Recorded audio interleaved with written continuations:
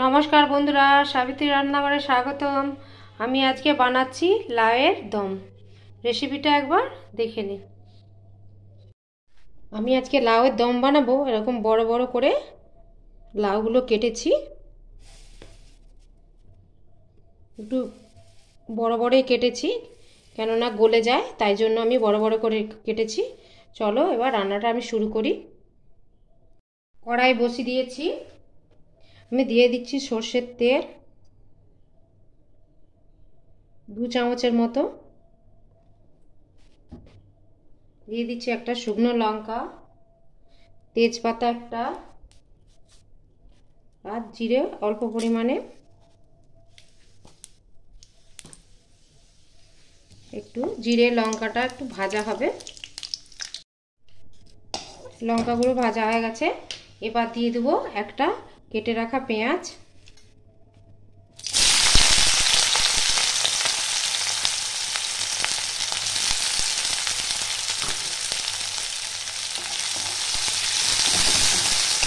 পেঁয়াজটা আমি একটু ভালো করে ভেজে নেব। পেঁয়াজটা মোটামুটি ভাজা হয়ে গেছে, এবার দিয়ে দেবো এখানে রসুন 5-6 কোয়া, আদা 1 ইঞ্চির মতন, আর 1 চামচ জিরে আছে বেটে রেখেছি, তা দিয়ে দেবো।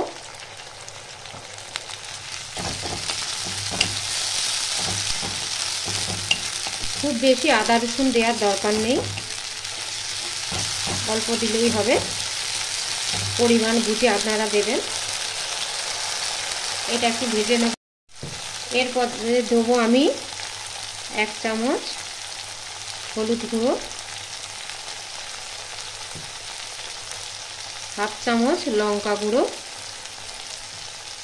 ঝালটা পরিমাণ মতন দেবেন, লবণ স্বাদ মতো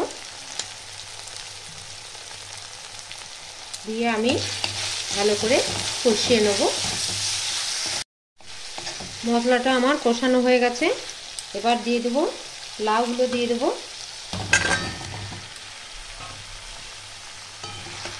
একটু ভালো করে নাড়িয়ে চাড়িয়ে নেব।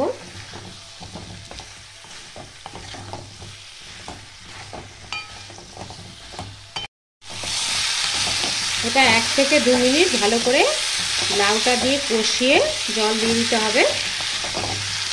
আমি এবার জল দিয়ে দেবো, খুব বেশি দরকার নেই জল দেওয়ার।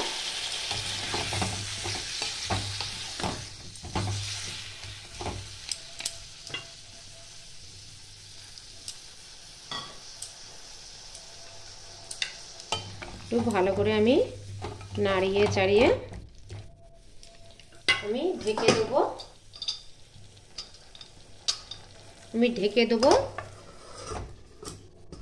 দিয়ে 2-3 মিনিট পরে আমি খুলে দেখব।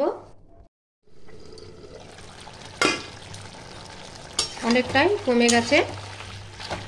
এবার আমি মিডিয়াম টু লো ফ্লেমে দিয়ে আরও 5 থেকে 10 মিনিট ঢাকা দিয়ে রেখে দেবো। ঢাকাটা খুলে দেখছি, লাউগুলো সেদ্ধ হয়ে গেছে একদম। আমি ওপর থেকে একটু ধনে পাতা দিয়ে দেবো।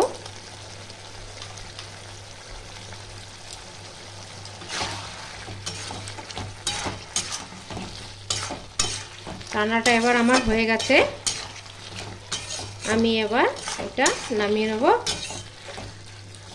বেশি কিছু লাগলো না, কম উপকরণে রান্নাটা হয়ে গেল, আর কত তাড়াতাড়ি হয়ে গেল। 10-12 মিনিটে এই রান্নাটা কমপ্লিট হয়ে যায়। এবার আমি ঢেলে নেব। ভিডিওটা আমার ভালো লাগলে do like, share, comment, subscribe করতে ভুলবেন না। চলো দেখা হচ্ছে পরের রান্না নিয়ে। টাটা।